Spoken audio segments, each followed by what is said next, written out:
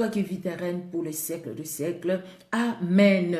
Amen, amen, amen. Merci Seigneur Jésus-Christ, merci Seigneur, car son amour est grand et sa bonté, elle est grande. Alors, le samedi dernier, nous avions parlé d'entrer dans le plan de Dieu pour ta vie, que j'entre dans le plan de Dieu pour ma vie, les projets de l'Éternel pour ta vie, pour ma vie. C'est les projets de bonheur, de paix et non de malheur, afin que nous ayons de l'espérance, afin que nous ayons du succès, afin que nous ayons de l'avenir, afin que chacun de nous soit bien. Ce que Dieu veut de toi et de moi, bien-aimé, c'est l'excellence.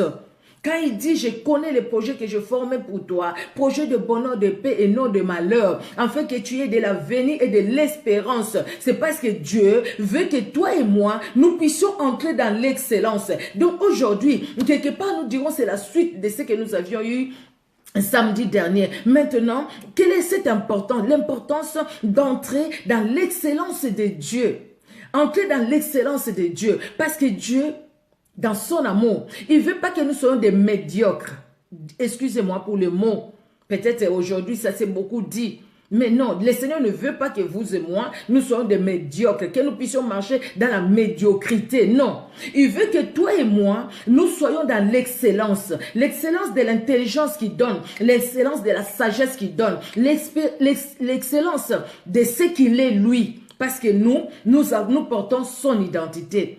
Voilà en gros au fait de quoi nous allons parler aujourd'hui. Alors, nous ne pouvons pas parler de ça sans comprendre déjà les mots que nous utilisons dans notre thème. Le thème, importance d'entrer dans l'excellence de Dieu. Nous n'allons pas définir Dieu parce que nous connaissons Dieu. Nous savons, peut-être que nous ne le connaissons pas dans le sens d'intimité personnelle avec lui, mais nous avons entendu parler de lui. Maintenant, nous allons voir, quand on parle de l'importance, bien aimé, c'est le caractère de ce qui est important.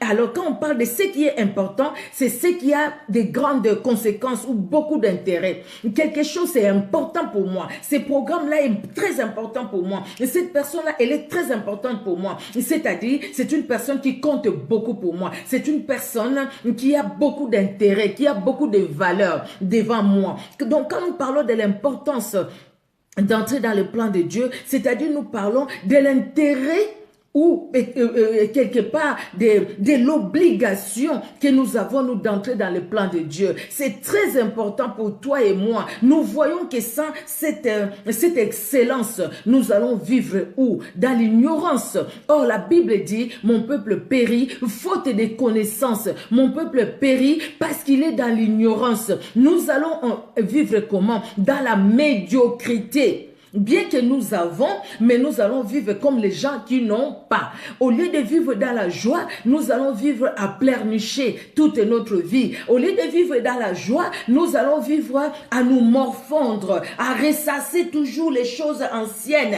les choses passées, au lieu de voir l'avenir et d'avancer, parce que nous n'avons pas compris qu'est-ce que Dieu veut pour nous. Même si nous disons, nous sommes dans ton plan, nous voulons ta volonté, mais quelle est l'excellence? Nous vivons de miettes, comme cette dame qui dit, même les enfants, même les chiens mangent les miettes qui tombent des tables des enfants, les tables, même les chiens, pardon.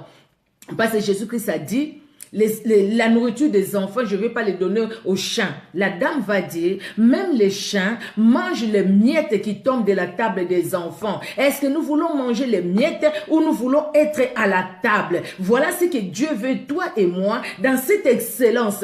C'est-à-dire, je ne mange pas par terre pendant que la table est dressée pour moi. C'est-à-dire, je ne dors pas dehors pendant que j'ai une maison où je dois dormir. C'est-à-dire, je ne vais pas souffrir du froid pendant que j'ai la chaleur, j'ai le feu du Saint-Esprit qui doit m'envelopper, qui doit me couronner. Pourquoi moi, je dois vivre dans la froideur de ce monde pendant que, alléluia, pendant que la chaleur du Saint-Esprit est là. Pendant que le Saint-Esprit est là pour réchauffer mon cœur, pour me donner la vision, pour me montrer ce que je dois faire. Mais moi, je dois vivre dans la froideur de ce monde.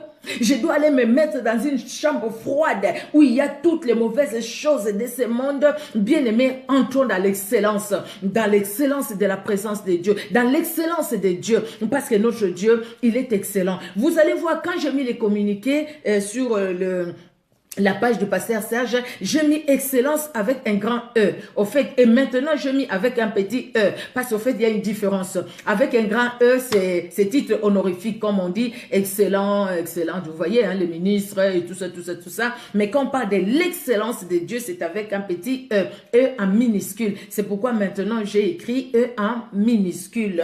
Voilà. Alors, donc, importance, c'est le caractère de ce qui est important. Donc, c'est important pour nous d'entrer dans l'excellence pour ne pas vivre dans la médiocrité. Alors, quand on parle de l'excellence, c'est quoi alors l'excellence?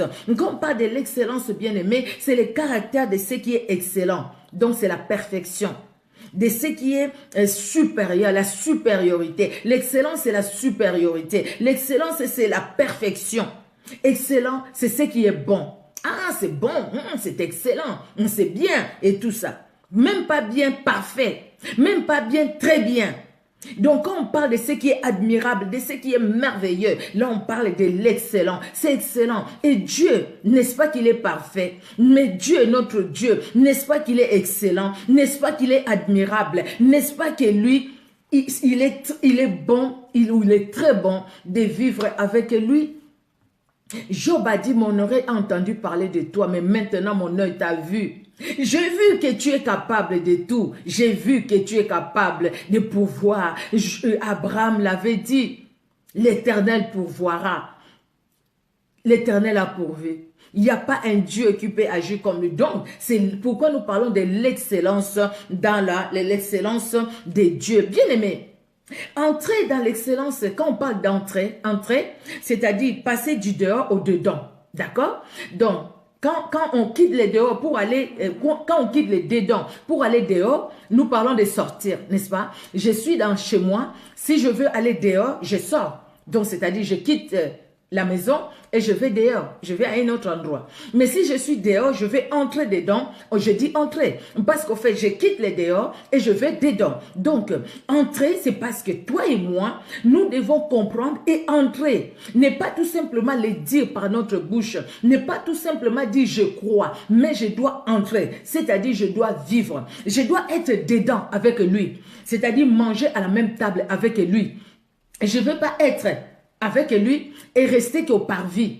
Rester au parvis et dire, bah, écoutez, je sais qu'il est là dans le lieu très saint. C'est là où je devais être. Avant, on ne pouvait pas entrer dans le lieu très saint. C'est le souverain sacrificateur seul qui entrait. Selon quand il tirait au sort qui devait être là. Et le souverain sacrificateur entrait avec une cloche attaché à son pied. Et quand les gens voyaient qu'il venait pas, c'est-à-dire il s'est pas bien purifié, alors il est tiré par la corde, au fait, à partir de la corde qui pendait, il est tiré parce que personne ne pouvait rentrer dans le lieu très saint.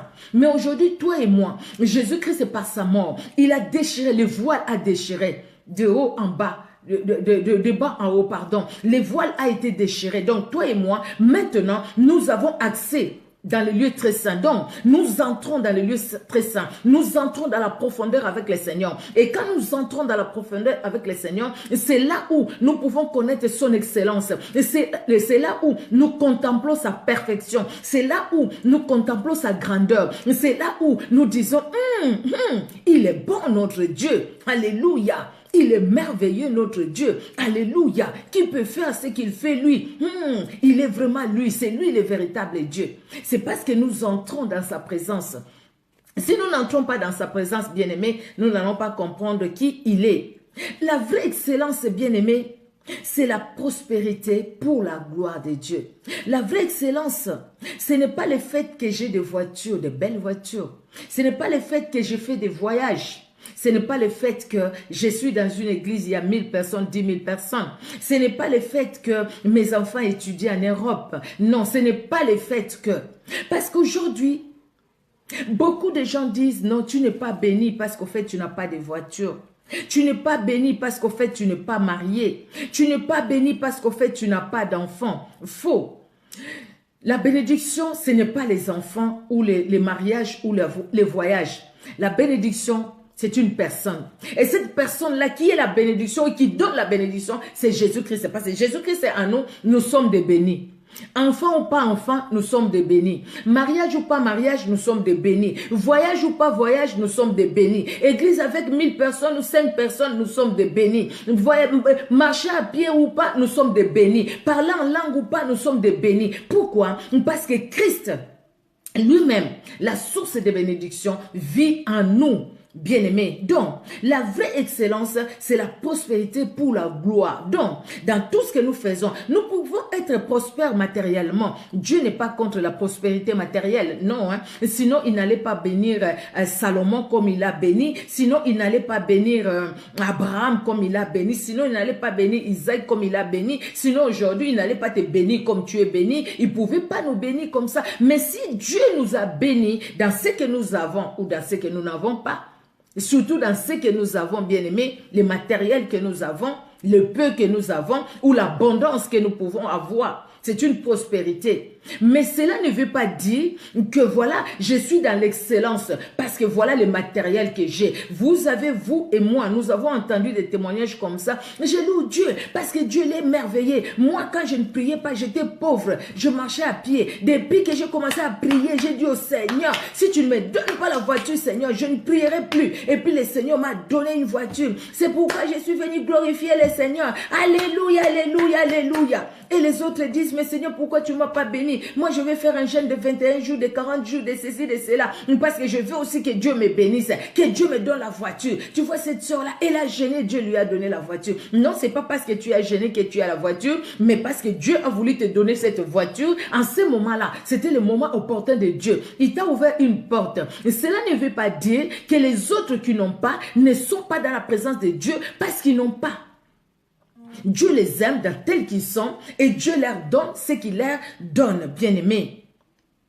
Le but de Dieu, quand nous lisons la Bible au travers de la parole de Dieu, le but de Dieu, c'est que nous puissions prospérer.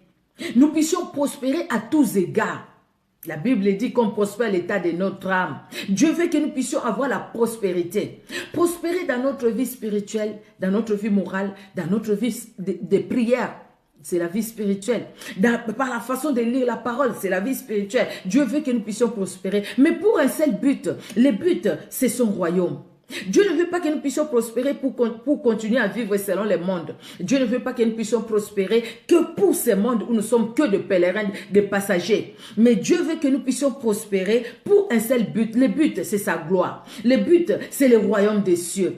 C'est chercher tout ce qui est pour sa gloire. Cherchons premièrement les royaumes des cieux. Et les restes nous seront donnés par dessus tout. Le reste viendra, bien-aimés. Nous allons lire. Nous prenons nos Bibles.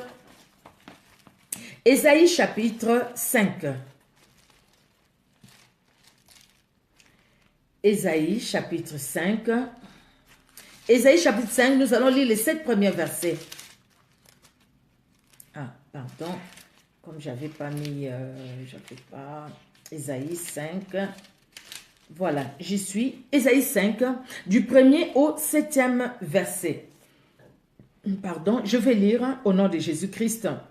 Je chanterai à mon bien-aimé les cantiques de mon bien-aimé sur sa vigne. Mon bien-aimé avait une vigne sur un coteau fertile. Il en remua les sols, ôta les pierres et y mit un plan délicieux. Il bâtit une tour au milieu d'elle et y creusa aussi une cuve. Puis il espéra qu'elle produirait de bons raisins. Mais elle en a produit des mauvais. Maintenant donc, habitants de Jérusalem et hommes de Juda, soyez juges entre moi et ma vigne. Qu'y a-t-il encore à faire à ma vigne que je n'ai pas fait pour elle? Pourquoi quand j'ai espéré qu'elle produirait les bons raisins, en a-t-elle produit des mauvais? Je vous dirai maintenant ce que je vais faire à ma vigne. J'en arracherai la haie pour qu'elle soit broutée. J'en abattrai la clôture pour qu'elle soit foulée aux pieds. Je la réduirai en ruine. Elle ne sera plus taillée, ni cultivée. Les ronces et les épines y croîtront, et je donnerai mes ordres aux nuées, afin qu'elle ne laisse plus tomber la pluie sur elle. La vigne de l'Éternel des armées, c'est la maison d'Israël. Et les hommes de Juda, c'est les plants qu'il chérissait. Il avait espéré de la droiture, et voici du sang versé, de la justice, et voici des cris de détresse. Ça, c'est le cœur de Dieu qui parle. Dieu était indigné. Il voit son peuple. La vigne, la Bible dit la maison d'Israël. La vigne, c'est le peuple de Dieu que nous sommes, vous et moi. Alors il dit les plants, ce qu'il a planté lui, c'est le peuple, ceux qui sont là. Donc il parle de Judas. Comme toi et moi, Dieu nous a mis sur cette terre, afin que nous puissions porter des fruits. Parce que nous ne pouvons pas entrer dans l'excellence de Dieu sans au fait être ou vivre comme lui il veut, sans porter des fruits que les autres verront et nous-mêmes qui nous dirons que celle-là, c'est vraiment quelqu'un qui aime Dieu. On voit vraiment qu'elle ne vit pas comme tous les autres. Celui-là, il a quelque chose de particulier. Celle-là a quelque chose de particulier. Bien-aimé, Dieu est indigné. Il dit, écoutez, j'ai planté, j'attendais des fruits, de bons fruits. En fait, cette vigne-là n'a pas donné de fruits. C'est pas que ça n'a pas donné de fruits, ça a donné des fruits, mais des mauvais fruits.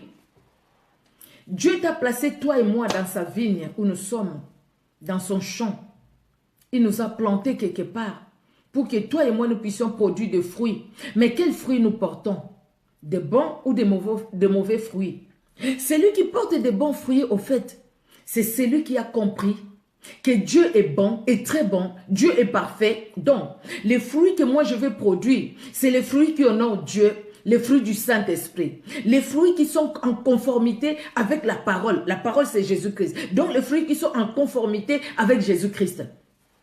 Alors, si je n'ai pas compris que je dois rentrer dans l'excellence de Dieu, même si j'écris de ma bouche, même si je le dis matin, midi et soir, même si je passe du temps, je fais des jeûnes et ainsi de suite, bien aimé, mais à moi je produis des mauvais fruits, qu'est-ce qu'il va dire? Je peux dire, j'aime Dieu, moi vraiment, Nabala Yesu, j'aime Dieu. Mais quand les fruits sont produits, c'est des mauvais fruits, bien aimé.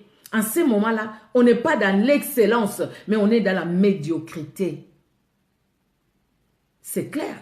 On est dans la médiocrité parce qu'on est en train de faire des choses qui sont contraires à la volonté de Dieu. Des choses qui sont contraires à l'excellence de Dieu. Or, l'excellence de Dieu, c'est sa perfection. L'excellence de Dieu, bien aimé, nous avions dit, c'est parce qu'il est merveilleux. C'est les merveilles qu'il opère dans nos vies. L'excellence de Dieu, bien aimé, c'est sa supériorité. Nous ne pouvons pas mettre Dieu au niveau de nos grands-pères, de nos grands-mères, de je ne sais. Mais nous devons mettre Dieu à sa place, là où il est, parce qu'il est Dieu et personne ne le changera. Ce ne sont pas nos paroles. Nous n'allons pas commander Dieu, mais nous allons à lui comme des enfants qui vont chez leur papa, avec respect, avec respect et considération, parce qu'il n'est pas comme nous. Dieu s'indigne.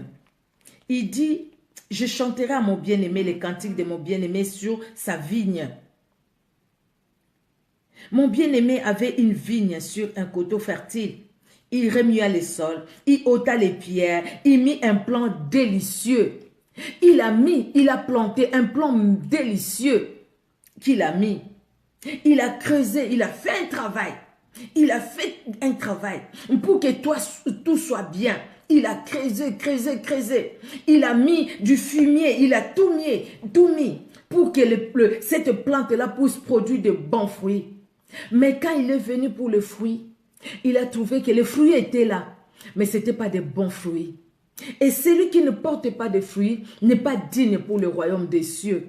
C'est maintenant où nous sommes sur la terre, bien-aimés. Nous ne pouvons pas nous voiler la face et dire que Dieu est bon, dans sa bonté, il me pardonnera. Même à la dernière minute avant la mort, le Seigneur va m'interpeller pour me dire que j'ai mal agi. Si tu as cette grâce-là. Mais sinon, tu ne sais pas, qui de nous sait comment la mort viendra dans sa vie? Comment? Il y a des gens qui dorment et qui ne se réveillent pas le lendemain. Et si cette personne-là disait non, je fais d'abord ce que j'ai à faire, demain le Seigneur aura pitié de moi. Et le demain là, tu n'arrives pas. Et puis c'est fini. Après, tu auras des comptes à rendre avec Dieu. Dieu est excellent. Dans son excellence, c'est la perfection. Donc, c'est pourquoi la Bible dit, maudit soit celui qui fait l'œuvre de Dieu avec négligence. La Bible dit, il parle de la malédiction pour celui qui fait l'œuvre de l'Éternel avec négligence. C'est-à-dire, l'œuvre de Dieu se fait dans l'excellence parce que lui, il est excellent. Donc, lui, il est excellent. Donc, tout ce qui se fait pour lui et par lui, et dans son excellence, donc dans sa perfection. Donc, on ne peut pas prétendre faire l'œuvre de Dieu, bien-aimé, dans la négligence ou faire l'œuvre de Dieu, dire, ah, je suis fatigué. Ah non, je fais juste pour que les gens me voient. Donc, si tu fais pour les gens, oui, tu peux faire pour les gens. Mais si tu dois faire pour Dieu, tu dois chercher l'excellence. Même dans nos prières, bien-aimés, nous devons arrêter de prier de bonjour et au revoir. Nous devons arrêter de prier de bébés spirituels. Soit on est bébé spirituel, on a des prières de bébés spirituels. Quand nous grandissons, nous devons avoir des prières de grandes personnes. Des grandes personnes, je parle des personnes qui ont grandi spirituellement. Nous ne devons pas toujours le matin au soir, le lundi au vendredi, et tout ça, avoir toujours la même prière. Toujours la même prière. Seigneur, je te loue parce que tu es merveilleux. Amen. Demain, Seigneur, je te loue parce que tu es merveilleux. Amen. Mais quand est-ce que tu vas commencer à formuler? Quand est-ce que tu vas prendre du temps avec lui? Parler avec lui? Quand est-ce que tu auras du temps de parler avec ton Dieu? Dieu s'indigne. Il dit, le verset 7. La vigne de l'Éternel des armées, c'est la maison d'Israël. Et les hommes de Juda, c'est les plans qu'il chérissait. Il avait espéré de la droiture. Et voici du sang versé. Donc, les fruits que nous devons produire pour te dire que voilà, je suis dans l'excellence de Dieu. Parce que Dieu est juste. Dieu est droit dans ce qu'il fait. Nous aussi, nous devons marcher dans la droiture. Dieu dit, j'espérais avoir la droiture. Mais qu'est-ce que j'ai trouvé en retour? Du sang versé. Nous versons du sang même si on n'a pas tué avec l'épée. Mais nous tuons par nos paroles, n'est-ce pas? Nous versons du sang, bien-aimé, même si on n'est pas sorcier pour aller sortir de son corps la nuit. Mais nous faisons du mal aux autres quand nous les haïssons. La Bible dit, celui qui est son frère, c'est un meurtrier. Celui qui dit aimer Dieu, mais qui n'aime pas son frère, qui le voit. Comment peut-il prétendre aimer Dieu qu'il ne voit pas? Celui qui est son frère, c'est un meurtrier. Donc, bien aimé, au lieu de la droiture, au lieu de l'amour, qu'est-ce que Dieu voit? Dieu voit la haine au lieu de l'amour. Au lieu de la droiture, Dieu voit qu'il y a des calomnies. Deux voit qu'on se met des couteaux derrière le dos. Dieu voit qu'on se calomnie. Dieu voit il y a médisance. Dieu voit la haine. Les deux personnes qui prient ensemble, mais qui ne se parlent pas. Dans une même famille, les gens qui ne se parlent pas. Des messages jetons, des choses comme ça. Dieu voit ça et Dieu est triste. Dieu est indigné. Il t'a planté, toi et moi, pour que nous puissions produire des fruits. Des fruits qui sont dignes de l'excellence de Dieu. Des fruits qui sont dignes de la grandeur, de la perfection de Dieu. Mais au lieu de ces fruits-là, parce que ces fruits-là viendront de nos cœurs. Au lieu de ces fruits-là, qu'est-ce qui sort de nos cœurs? C'est des mauvaises choses. De la médisance, des choses que je venais de citer. Au lieu de la droiture, c'est le sang qui est versé. Le sang qui est versé quand il y a la haine. Le sang qui est versé quand il y a la médisance. Le sang qui est versé quand il y a la calomnie. Le sang qui est versé quand on se jette des piques. Le sang qui est versé quand on se blesse derrière le dos. On parle du mal derrière le dos. Le sang qui est versé, c'est le sang qui est versé. Parce que même, le vouloir ou pas, nous tuons. Nous tuons. Nous tuons les autres par nos paroles. Le vouloir ou pas, les sang versés par nos regards hautains, par nos regards qui dédaignent les autres, par nos regards qui méprisent les autres. Par nos regards, nous méprisons parce que nous méprisons cette personne et telle autre, parce que cette personne-là n'a pas les moyens que j'ai. Je méprise telle personne ou telle autre parce qu'elle vient d'une famille pauvre. Je méprise telle personne ou telle autre parce qu'il n'a pas le même niveau d'études que moi. Il n'a pas le même standing que moi. Moi, j'ai étudié plus que. Moi, je suis né dans une famille. Moi, je viens de telle famille. Moi, je suis en Europe. Moi, je fais ceci, je fais cela. Nous méprisons les autres. Les tribalismes, ça c'est verser du sang, bien-aimé. Ça, c'est verser du sang. Aujourd'hui, il y a un gros problème. Les tribalismes, nous versons le sang des autres. Par des injures, nous versons les autres. Nous versons le sang au lieu de la droiture. Parce que Dieu est droit. Mais qu'est-ce que nous faisons? Au lieu de la justice, et voici des cris, des détresses. Aujourd'hui, nous aimons ceux qui nous aiment et nous haïssons ceux qui nous haïssent. Pareil comme les païens. Nous saluons ceux qui nous saluent. Nous donnons à ceux qui nous donnent. Nous invitons ceux qui nous invitent. Nous honorons ceux qui nous honorent. Et les autres, nous les méprisons. Le Seigneur s'indigne.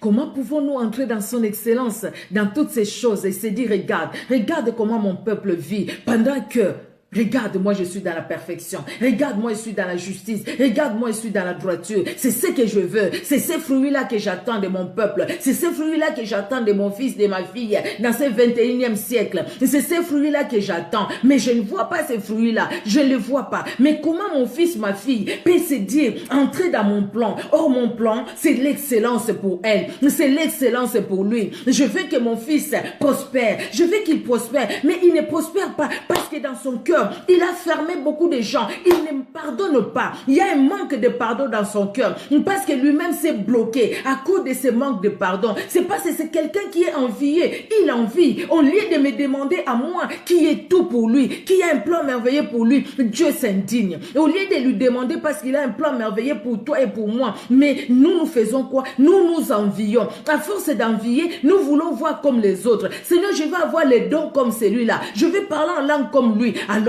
à force de parler, de chercher à parler en langue comme lui, je vais imiter sa langue. Et cette langue-là, il y a une langue, même les enfants les disent, cette langue-là, Choko, baba, baba. Donc, les mêmes personnes. Parce que lui, tu vois, quand il dit ça, waouh, ça fait des sensations. Donc, moi aussi, je vais imiter. Dieu s'indigne. Il se dit, c'est comme si lui ne peut pas donner. C'est pourquoi nous allons imiter les autres. C'est comme si lui ne peut pas donner. C'est pourquoi nous envions les autres. C'est comme si lui ne peut pas donner. Bien aimé, dans l'envie, dans la jalousie, dans toutes ces mauvaises choses, nous n'entrons pas dans l'excellence de Dieu. Au contraire, nous vivons dans la médiocrité. Et à force de vivre dans la médiocrité, la vie spirituelle n'avance pas. La vie spirituelle ne peut pas avancer. C'est pourquoi, depuis que nous avions reçu le Seigneur Jésus-Christ comme Sauveur et Seigneur, nous sommes encore au même stade. Nous sommes encore au même niveau. Le Seigneur veut que tu ailles loin. Le Seigneur veut que j'aille loin. Le Seigneur veut que toi et moi, nous allons loin. Depuis que nous avons commencé à prier, tu sais les dons que tu as en toi? Pourquoi tu ne les laisses pas? Parce que quand le Saint-Esprit vient à nous, il ne vient pas main vide. Il vient avec des dons, avec des talents. Le Saint-Esprit nous les donne. Il veut que nous puissions les mettre à son service, à l'exercice. Nous puissions partager les dons qu'il nous a donnés avec les autres. Mais qu'est-ce que nous faisons? Déjà, nous ne les connaissons pas. Pourquoi? Parce que nous regardons les autres. C'est comme si c'est les autres qui donnent les dons. Quelque part où on m'a dit, quelqu'un qui dit, allez, parle en langue, parle en langue, parle en langue. Oh, allez, parle. Allez, parlez comme moi. Et toi et la personne qui te suit, ça c'est marcher dans l'aveuglement. Ça c'est pas ça l'excellence de Dieu. Ce n'est pas parce qu'on parle en langue où tout le monde entend qu'on est dans l'excellence de Dieu. On peut parler en langue, et rester en dehors de la présence de Dieu. La présence de Dieu c'est l'excellence. Chercher la gloire de Dieu. Paul l'avait compris. Il dit, moi donc je cours, non pas comme battant l'heure, mais je cours en fixant mes regards vers l'objectif. L'objectif pour moi, c'est Christ. Je sais donc tout ce que je fais, c'est Christ. Voilà quelqu'un qui a compris l'excellence de Dieu. Donc tout ce que je fais, c'est pour la gloire de Dieu. Ce n'est pas pour moi. Dieu attend de toi et de moi une excellence bien-aimée. Et que ce soit sur le plan spirituel et comme sur le plan matériel. Nous pouvons avoir beaucoup de matériel, nous pouvons avoir beaucoup de biens sur cette terre. Mais si nous comprenons que c'est pour Dieu, alors nous allons avoir, c'est comme si on n'avait pas. Parce qu'on s'est dit, ça, ce n'est pas moi, je n'ai rien mérité. C'est Dieu qui me l'a donné. C'est Dieu qui me l'a donné. Donc, ce n'est pas pour moi un sujet de me glorifier parce que je n'ai rien mérité. La Bible dit, là tout à l'heure, il nous parlait de fruits, bien aimés. La Bible dit, quand nous produisons des fruits, Dieu, il est content. Il est content. Notre Dieu, c'est un Dieu d'abondance. Vous voyez ce qu'il nous dit dans Jean 10, 10. Car le voleur ne vient que pour dérober, détruire et ainsi de suite, tuer. Mais moi, Jésus-Christ dit, je suis venu pour que mes brebis aient la vie et qu'elle l'ait en abondance, n'est-ce pas? Jean 10, 10, la deuxième partie. On ne va pas le lire parce que c'est un verset, en fait, oui, un verset que nous connaissons. Jésus-Christ, il veut que nous puissions avoir de l'abondance. Il veut que nous puissions vivre dans l'abondance sur tous les plans. Nous n'allons pas aller quémander. Nous ne sommes pas des mendiants pour aller mendier les dons auprès de Dieu. Nous n'allons pas mendier parce que nous ne sommes pas des chiens, mais nous sommes des enfants qui mangeons à la table, qui mangeons dans l'abondance. Ce qu'il a est à nous. Ce qu'il a est à toi, est aussi à moi. Quand nous lisons, bien aimé, dans Jean 15, ça nous allons lire. Jean chapitre 15, nous allons dans le Nouveau Testament. Alors, Jean, Marc, Luc et Jean. Jean chapitre 15. Comment la parole de Dieu se complète du premier verset au 8e verset. Alors, la Bible nous dit, je suis le précepte, donc je suis la vigne. Moi, Jésus-Christ dit la vraie vigne, version français courant si vous l'avez. Et mon Père est le vigneron, donc les responsables de la vigne. Tout sarment qui est à moi, ou tout rameau qui est attaché à moi, la vigne, moi, le vrai cep, nous dit Jésus, pardon, excusez-moi, tout sarment qui est à moi et qui ne porte pas de fruits, il est retranche. Et tout sarment qui porte du fruit, il est monde. En fait, qu'il porte encore du fruit, encore. C'est lui qui porte du fruit, encore porter du fruit. Demeurez en moi et je demeurerai en vous. Comme le sarment ne peut de lui-même porter du fruit s'il ne demeure attaché au cep.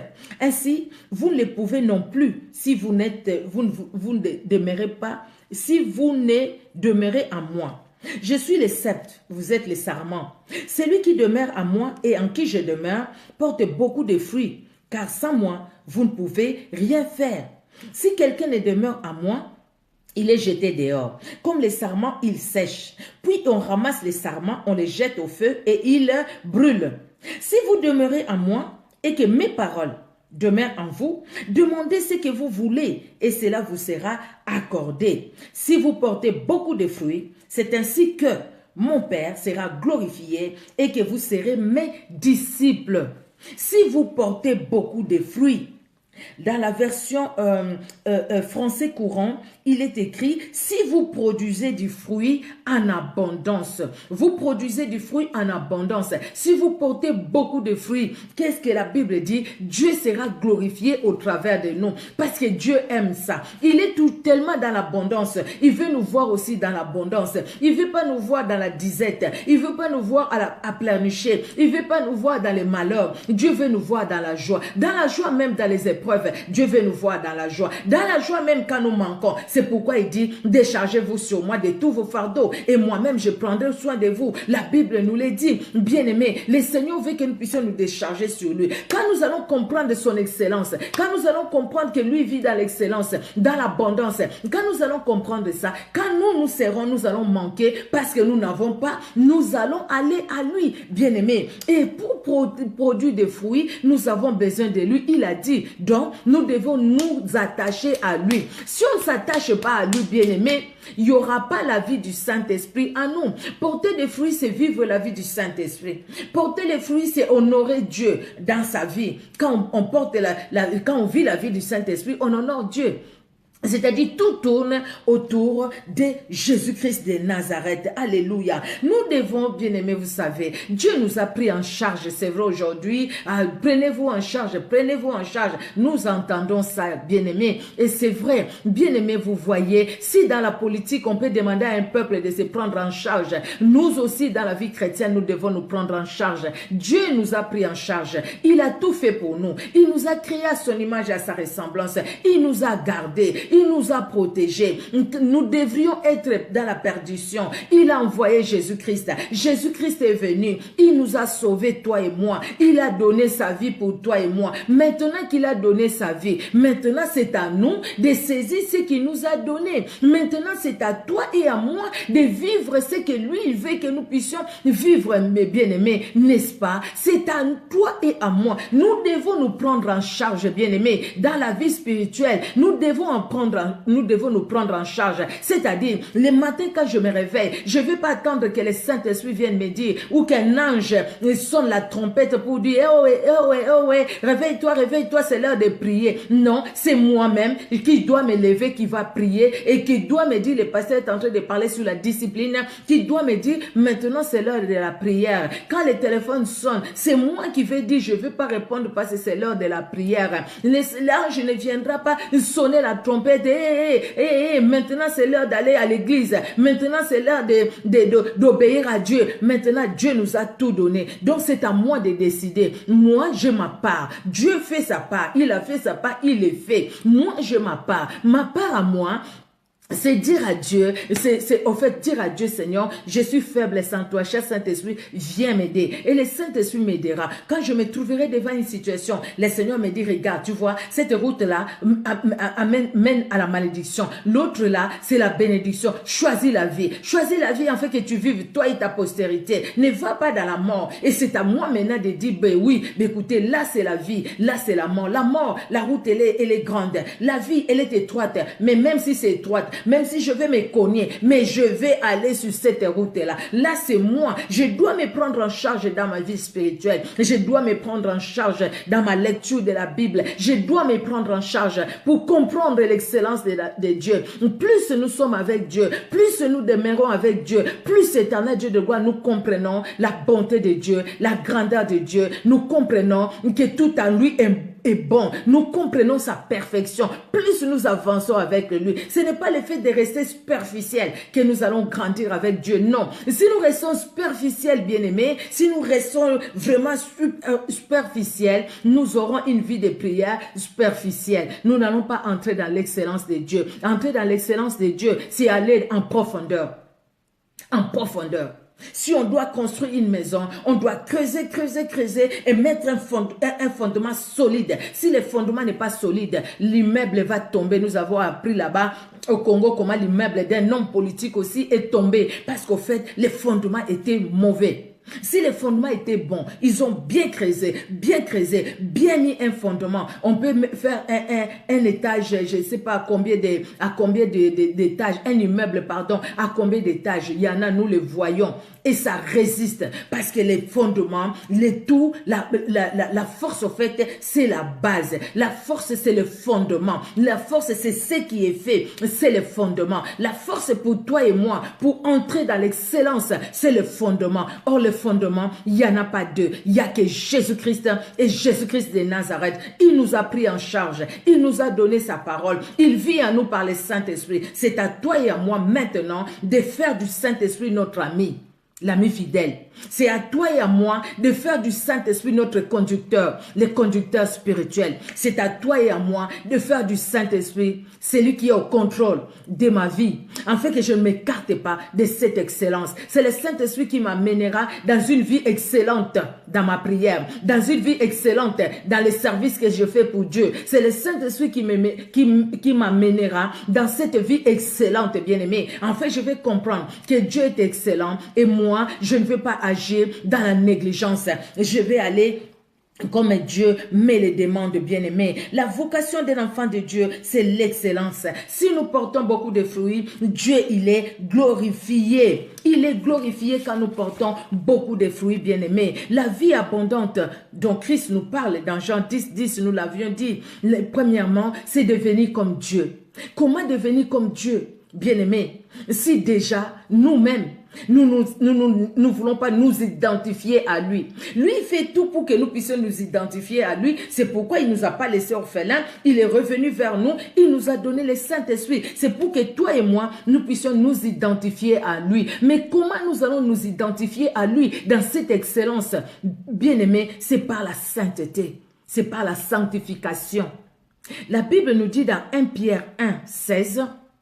L'Écriture dit, la Bible dit, 1 Pierre 1, verset 16, la Bible nous dit, soyez saints, car je suis saint, dit l'Écriture, Dieu lui-même le dit. Vous, mes enfants, soyez comme moi. On ne peut pas entrer dans l'excellence de Dieu dans la souillure. Regardez dans Isaïe 5 que nous venons de lire. Au lieu de la droiture, c'est le sang qui coule.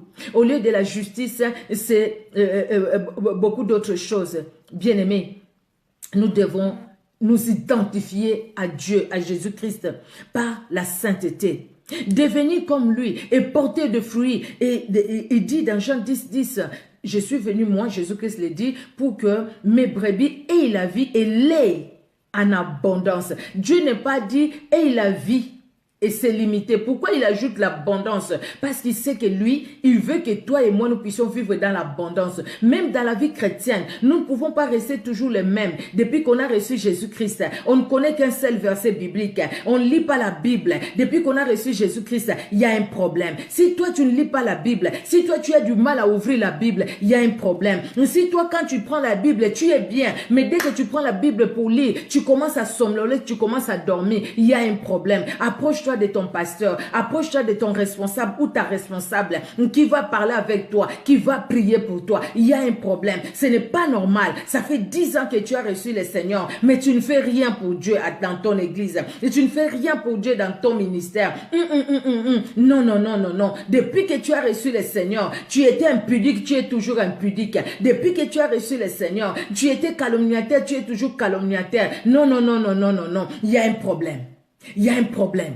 Il y a un problème, il y a quelque chose qui ne va pas. Donc jusque-là, tu ne connais ni les plans de Dieu pour ta vie et tu ne pourras pas entrer dans cette excellence, bien-aimé.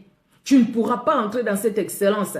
Depuis que tu as reçu le Seigneur, depuis que tu as reçu le Seigneur, regarde un peu, ça fait combien d'années? Ça fait combien d'années que tu vas à l'église?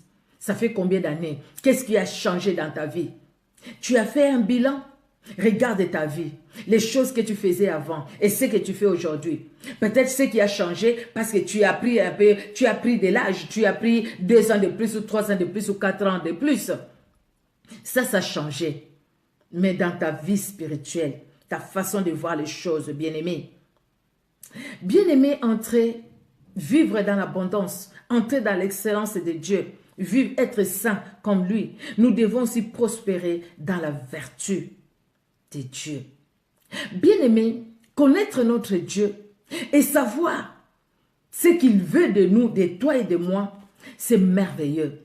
Nous devons prospérer à tous égards, prospérer dans notre façon de voir les choses. Quand nous parlons de la prospérité aujourd'hui, on voit que la prospérité matérielle. Et où est passée la prospérité spirituelle? Ce qui est important plus que le matériel restera. Mais le spirituel, ça va nous accompagner jusque devant Jésus-Christ. Quand nous irons au ciel, il y aura le spirituel va nous accompagner. C'est à cause du spirituel que nous allons entrer au ciel, bien-aimés, parce que nous n'aurons même plus ce corps. Donc le matériel restera, mais le spirituel. Nous parlons beaucoup de la prospérité, Nous devons parler de la prospérité, mais ne parlons pas que de la prospérité matérielle, parce qu'il y a le spirituel qui prime sur le matériel. Bien-aimés, nous devons, bien aimer, prospérer aussi dans la gloire de Dieu. Chercher tellement la gloire de Dieu dans tout ce que nous faisons. Les matins, en nous réveillant, nous disons, Seigneur, cette journée, je veux que ta gloire. Je veux que quand je regarde, Seigneur, je veux ta gloire. Je ne veux pas regarder des choses qui vont m'essuyer, qui vont m'empêcher de pouvoir avancer avec toi. Je veux ta gloire par mes regards. Je veux ta gloire par ma façon de parler. Je veux tes regards par ma façon la façon dont je vais rester avec les autres. Seigneur, je veux vraiment chercher ta gloire. Dans Jean 7, verset 38, la Bible nous dit, « Celui qui croit en moi, dit Jésus-Christ, les fleuves d'eau vive couleront de son sein, comme l'Écriture les dit. » Comme l'Écriture les dit, vous pouvez lire dans vos Bibles. Jean chapitre 7, verset 38. Là, j'ai pris les passages comme c'est des versets courts, j'ai écrit directement au lieu de chercher encore. Vous voyez, celui qui croit en moi, de fleuves d'eau vive jailliront de son cœur, comme l'Écriture dit. Donc, comme Dieu le dit, l'Écriture, la parole, comme la parole le dit, nous croyons, Seigneur, de fleuves d'eau. Pourquoi on parle de fleuve? On parle de fleuve, c'est une fleuve. Pourquoi on n'a pas parlé de cours d'eau qui sont petits, mais de fleuves? Parce que c'est l'excellence, parce que c'est l'abondance. Quand on parle, bien aimé, de fleuves d'eau, c'est cette vie, les fleuves d'eau vive, c'est la prospérité devant Dieu. C'est la puissance que nous avons, la puissance du Saint-Esprit, bien sûr. Ce n'est pas la puissance que nous avons par nous-mêmes, mais la puissance du Saint-Esprit. La prospérité dans ce que nous faisons. Nous devons exceller dans notre vie spirituelle. Nous devons exceller dans notre manière de chercher la face de Dieu. Nous devons exceller, bien-aimés, pour sortir de l'ignorance, pour sortir de la négligence, pour sortir, bien-aimés, de tout ce qui peut nous faire reculer en arrière au lieu d'avancer. Dans Jean 15, verset 1, nous venons de le dire, de le lire. Jésus-Christ dit, je suis le vrai sceptre, je suis le vrai sceptre. Vous, vous êtes des sarments, les rameaux qui doivent s'attacher au sceptre pour produire des fruits. Jésus-Christ dit dans Jean 15, nous l'avions lu, sans moi, vous ne pouvez rien faire. Sans Jésus-Christ, nous ne pouvons rien faire. Bien-aimé, donc, ta vie et ma vie ne dépendent ni de mon oncle, ni de ma tante, de mon père, de ma mère, quel que soit ce qu'ils sont, quel que soit ce qu'ils ont, mais ta vie et ma vie dépendent que de la présence de Jésus-Christ dans nos vies, la présence de Jésus-Christ. Sans Jésus-Christ, nous ne pouvons rien faire. Alléluia. La vie de Christ coule à nous. Il doit couler à nous et dire, ah, si je vis, ce n'est plus moi qui vis. Pour Paul, ce n'était pas un slogan. C'était pas un slogan de dire, si je vis, ce n'est plus moi qui vis, mais c'est Christ qui vit en moi. Mais c'était pas un slogan, mais c'était une vie. Ce que Paul disait, c'était une vie parce que sa vie dépendait de Jésus-Christ et Jésus-Christ est seul. Donc ce qu'il voulait lui, c'était la gloire de Dieu. Ce qu'il cherchait lui, c'était la gloire de Dieu. Dans tout ce qu'il faisait, c'était la gloire de Dieu. Donc lui-même, il s'est effacé pour que Christ soit vu au travers de lui.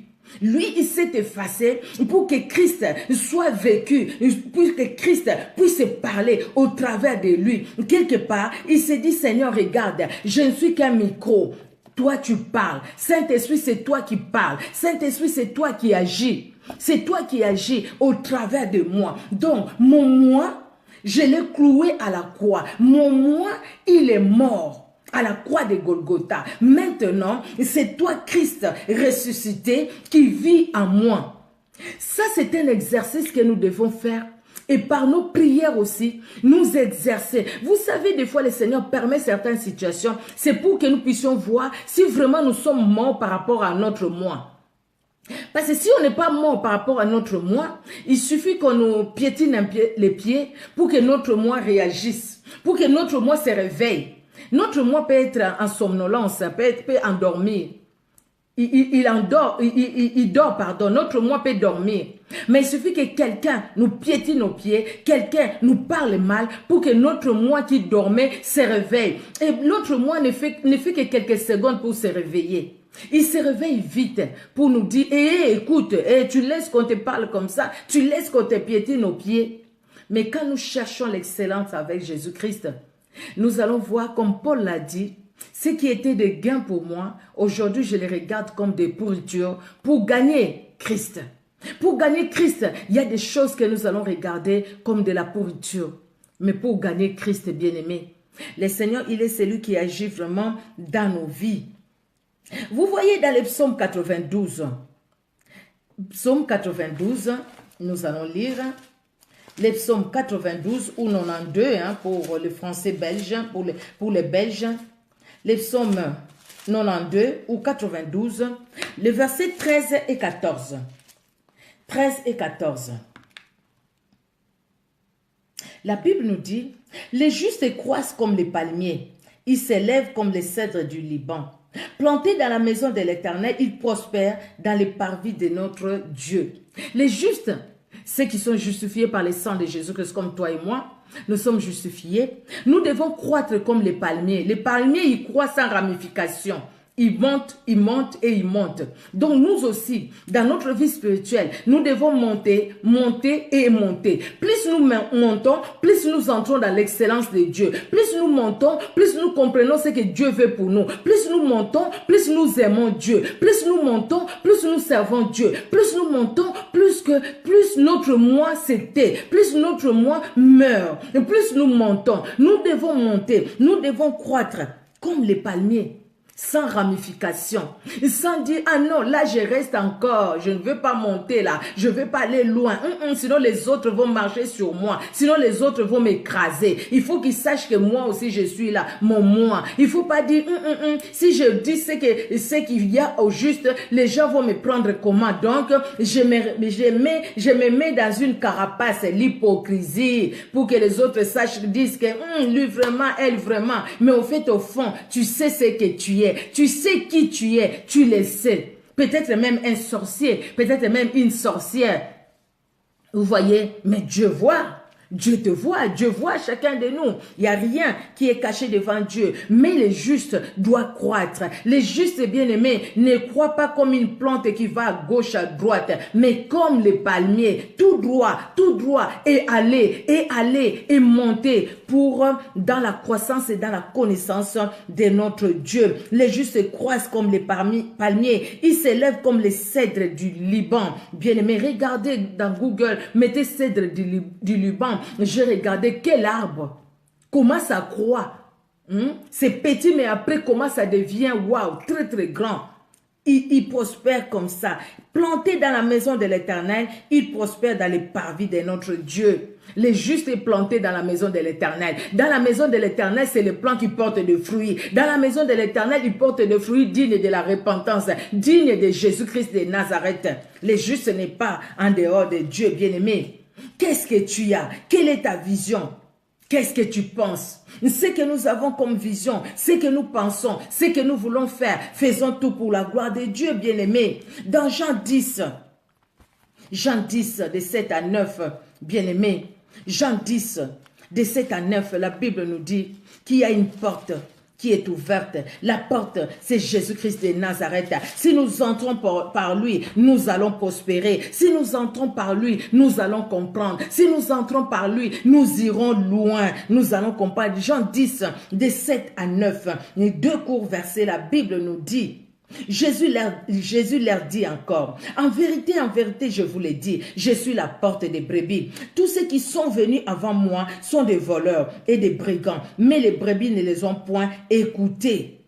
Le verset 9, je suis la porte. Si quelqu'un entre par moi, il sera sauvé. Il entrera et il sortira et il trouvera des pâturages. Il n'y a pas une autre porte par laquelle nous pouvons passer, sinon que Jésus-Christ et Jésus-Christ est seul. Celui qui entre par Jésus-Christ reçoit la vie. Celui qui entre par Jésus-Christ entre dans l'excellence de Dieu parce qu'il est entré par Jésus-Christ de Nazareth. Entrer comment dans l'excellence? Mais entrer par Jésus-Christ. Entrer comment dans l'excellence de Dieu? Et quelle est l'importance d'entrer dans l'excellence de Dieu? Parce que nous passons par la porte qui est Jésus-Christ. Nous parlons de l'importance de l'excellence de Dieu. Dans l'excellence de Dieu, nous portons de fruits. Dans l'excellence de Dieu, nous marchons dans la droiture. Dans l'excellence de Dieu, nous marchons dans la justice comme lui. Dans l'excellence de Dieu, bien-aimé, nous marchons dans la sanctification comme lui. Dans l'excellence de Dieu, nous prospérons. Nous prospérons à tous égards. Nous cherchons la gloire de Dieu dans ce que nous faisons. Et nous comprenons qu'en dehors de Jésus-Christ, il n'y en a pas un autre. Si nous allons en dehors de Jésus-Christ, nous sommes foutus. Nous allons nous cogner la tête. Si nous allons en dehors de Jésus-Christ. Et ça, quand nous entrons, bien-aimés, dans la vie, par la porte qui est Jésus-Christ, c'est là où nous vivons la victoire. C'est là où nous sommes dans l'excellence. Dans l'excellence, bien-aimés, parce que nous entrons dans cette porte. Et parce que nous entrons dans cette porte, l'importance dans l'excellence de Dieu, bien-aimés, nous allons entrer dans de grandes choses avec le Seigneur. Parce que nous avons compris, nous allons entrer dans les grandes choses. Parce que Dieu, il est celui qui fait des grandes choses pour toi et pour moi. Nous allons voir, bien-aimés, que nous allons acquérir de l'intelligence nouvelle. Nous allons acquérir, nous allons transformer. Romains 12, verset 2. Romains 12, verset 2. La Bible nous dit, alors Romains 12. Verset 2. Ne vous conformez pas au siècle présent, mais soyez transformés par le renouvellement de l'intelligence, afin que vous discerniez quelle est la volonté de Dieu, ce qui est bon, agréable et parfait. Si on n'entre pas dans l'excellence de Dieu, bien-aimé, on ne saura pas discerner ce qui est bon, ce qui est agréable et ce qui est parfait. Or, ce qui est agréable, ce qui est parfait, ce qui est bon, c'est tout ce qui vient de Dieu. Et nous n'allons pas discerner ça si on n'entre pas dans l'excellence de Dieu. C'est plus on cherche Dieu. Paul l'avait compris parce que c'est quelqu'un qui passait du temps avec Jésus-Christ. C'est quelqu'un qui avait mis Jésus-Christ au devant de tout. C'est Jésus-Christ qui régnait dans sa vie. Nous entrons dans l'excellence de Dieu. Nous avons notre intelligence renouvelée. Nous connaissons la transformation que le Saint-Esprit opère dans une vie si nous entrons dans l'excellence de Dieu. Nous allons comprendre que la porte de l'excellence, c'est Jésus-Christ et Jésus-Christ est seul.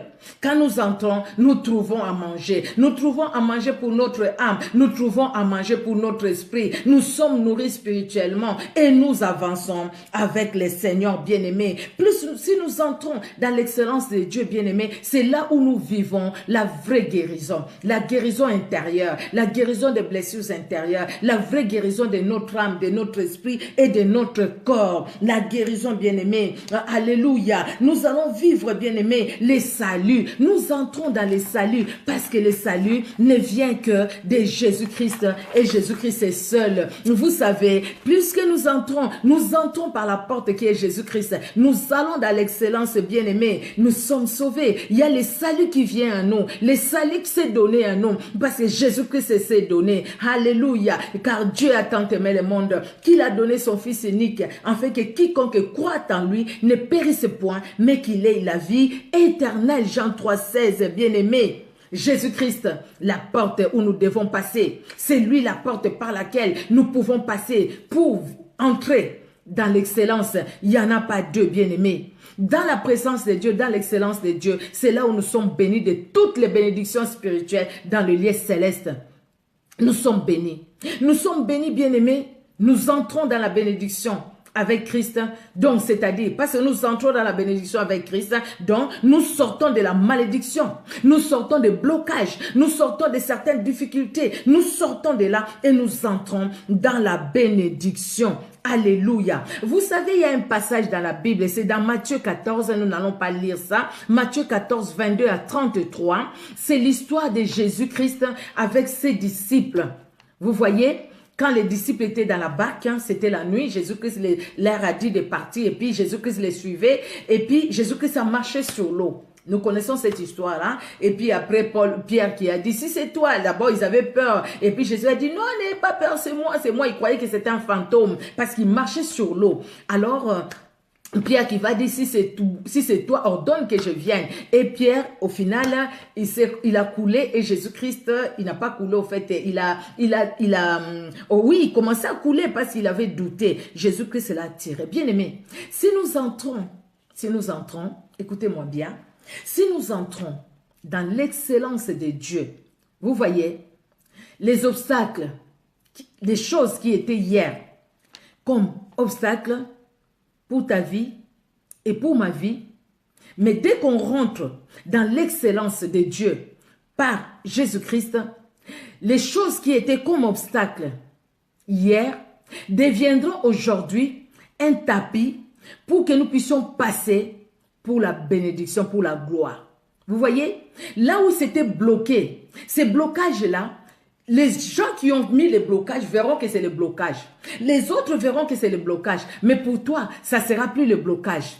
L'eau, c'était un obstacle, mais Jésus-Christ a marché sur cet obstacle-là. Donc, toi et moi, avec Jésus-Christ, nous marchons aussi sur les obstacles de nos vies. Pourquoi? Parce que nous avons compris que nous devons entrer dans l'excellence de Dieu. Donc, Dieu, il permet ces obstacles, il les permet. Parce qu'au fait, quand il permet ces obstacles, il nous amène avec lui à marcher sur ces obstacles. Donc, ces obstacles-là deviennent au fait un tapis bien arrangé pour nous, afin que nous marchions comme les enfants d'Israël qui ont marché au travers de la mer Rouge, comme les enfants d'Israël qui ont marché dans la mer, dans le Jourdain, comme les enfants d'Israël qui ont vu la muraille de Jéricho tomber devant eux. Et ce qui était un obstacle hier, aujourd'hui, ça deviendra un sujet de gloire, parce que nous verrons la gloire de Dieu. Là où nous ne pouvons pas entrer, nous allons entrer parce que les obstacles vont tomber, parce que les obstacles deviendront pour nous, au fait, un instrument ou un appareil au fait pour nous permettre d'accéder dans la gloire de Dieu au travers de cet obstacle. Nous allons louer Dieu comme les enfants d'Israël, je l'ai dit, au travers de la mer Rouge. Ils ont glorifié Dieu parce que ce qui était obstacle pour eux, la mer Rouge, a cédé le passage. La mer Rouge s'est dit, je ne peux pas résister devant le peuple de Dieu, parce que c'est lui qui marche avec eux, c'est lui-même le créateur, c'est lui qui m'a créé, je m'écarte par moi-même. Je laisse la route, ton obstacle, mon obstacle, les obstacles, pardon, pas ton obstacle ou mon obstacle, les obstacles au devant de nous, ce n'est pas à nous, pardon, excusez-moi, c'est ce que j'ai dit là, ce n'est pas à nous, ce ne sont pas nos obstacles, non, mais ce sont les obstacles au devant de nous, ça va devenir un tapis par lequel toi et moi, nous allons marcher et la gloire de Dieu ne manquera pas de se révéler dans notre vie, bien-aimés. Ne construisons jamais sur un autre fondement que Jésus-Christ. Pour rentrer dans l'excellence, c'est Jésus-Christ. Si nous sommes en dehors de Jésus-Christ, bien-aimés, nous allons voir ce qu'Abraham et Sarah ont vécu avec les promesses de Dieu, mais ils ont préféré écouter la créature au lieu du Créateur. Nous écoutons le Créateur pour lui obéir et pour être soumis à lui, bien-aimés. Alléluia. Vivre dans l'excellence, c'est comme Adam et Ève aussi. Ils ont écouté la créature au lieu du Créateur. Je parlais d'Adam et Ève, excusez-moi. C'est comme Sarah et Abraham aussi qui ont préféré écouter la chair au lieu d'écouter les créateurs. Alléluia. Ou Adam et Ève qui ont écouté la créature au lieu d'écouter les créateurs. Bien-aimés, nous voulons rentrer dans l'excellence, entrer dans l'excellence de Dieu. Bien-aimés, l'importance, parce que nous exerçons nos oreilles à écouter Dieu. Son importance, parce que ça nous aide à nous approcher encore de Dieu. Son importance, c'est parce que ça nous aide à nous soumettre à Dieu. Son importance, bien aimé, ça nous aide à marcher dans la crainte de Dieu. Son excellence, son importance, bien aimé, ça nous aide à être vraiment des brebis et que Jésus-Christ soit notre berger. Parce qu'il est notre berger, nous pouvons dire comme le psalmiste, psaume 23, l'Éternel est mon berger, je ne manquerai de rien. Pourquoi? Parce qu'en fait, je suis la brebis et le berger, c'est lui. Je suis les sarments, je suis les rameaux et les cèpes, c'est lui. Donc, je m'attache à lui. Et parce que je m'attache à lui, moi, je vais apprendre à lui obéir. Je vais apprendre à le servir. Je vais apprendre à chercher sa gloire. Je vais apprendre à l'honorer. Je vais apprendre à le prier. Je vais apprendre à l'écouter. Je vais apprendre à me soumettre à lui. Je vais apprendre à connaître sa volonté. Je vais apprendre à connaître sa volonté. Bien-aimé, alléluia. Et je vais finir par ces versets dans Jean 14, 12, je l'ai écrit, celui qui croit en moi fera les œuvres que je fais et il en fera de plus grandes parce que je m'en vais au Père. Parce que nous croyons que Dieu, il a de l'abondance pour nous, bien-aimés, alors Dieu nous utilisera, Dieu se servira de nous, Dieu fera de grandes choses au travers de nous. Voici les miracles qui accompagneront ceux qui auront cru. À mon nom, ils imposeront les mains malades, les malades seront guéris. À mon nom, ils parleront de nouvelles langues. À mon nom, ils chasseront les démons. À mon nom, ça c'est la Bible qui le dit, parce que nous allons entrer dans son excellence et nous serons des instruments entre les mains du Seigneur. Et le Seigneur t'utilisera, le Seigneur m'utilisera pour sa gloire. N'oublions pas, tout pour sa gloire. Et l'importance d'entrer dans l'excellence de Dieu. Nous sommes dans les plans de Dieu, nous connaissons les plans de Dieu, mais ne restons pas là. Cherchons à aller plus. Cherchons à entrer vraiment, à nous approprier ces plans-là que Dieu a fait pour nous, bien-aimés. Cela ne se fait pas comme ça, le fait qu'on se réveille, qu'on dort et puis on est devant la télé. Non, cela se fait dans une vie de discipline, dans la vie chrétienne où nous sommes, toi et moi. Que Dieu bénisse sa parole. Nous allons prier. Tu es bien-aimé. Oh Jésus-Christ, merci Seigneur. On a à la fin cette connexion.